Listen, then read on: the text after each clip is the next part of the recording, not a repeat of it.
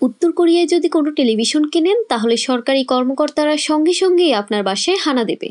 একটি বাদে টিভির বাকি সব অ্যান্টেনা খুলে নিয়ে যাবে তারা, যেন নিজ দেশের বাহিরে অন্য কোনো চ্যানেল আপনি দেখতে না পারেন। সম্প্রতি ল্যাড ভাইবেলকে দেওয়া এক সাক্ষাৎকারে এমন তথ্যই দিয়েছেন তিমোথি চো নামের একজন উত্তর কোরীয় নাগরিক, যিনি কঠোর বিধিনিষেধ থেকে বাঁচতে নিজ দেশ ছেড়ে আশ্রয় নিয়েছেন যুক্তরাজ্য। সাক্ষাৎকারে তিনি বলেন, কিম প্রশাসন টিভির বাকি অ্যান্টেনাগুলো খুলে দেশি চ্যানেল দেখতে বাধ্য করে। আর দেশীয় চ্যানেলগুলোই কি থাকে? শাসক কিম জং উনের পরিবার নিয়ে অনুষ্ঠান, ডকুমেন্টারি, গান, দিনরাত 24 ঘন্টা এগুলোই চলতে থাকে। চুল কাটা নিয়েও উত্তর কোরিয়ায় রয়েছে কঠোর বিধিনিষেধ। এ বিষয়ে তিমোথি চো বলেন, স্কুলের শিক্ষার্থীদের 1, 2 অথবা 3টি ভিন্ন স্টাইলে চুল কাটতে হবে। যদি নির্দিষ্ট সীমার বাহিরে কারো চুল কয়েক সেন্টিমিটারও বড় থাকে তাহলে সে বিপদে পড়ে যাবে। তিনি বলেন, যদি আপনি ভিন্ন কোনো স্টাইলে চুল কাটেন তাহলে আপনার পরিবার সমস্যায় পড়বে। তাদের পুলিশ স্টেশনে ডাকা হবে এবং সেখানে জবাব দিতে হবে।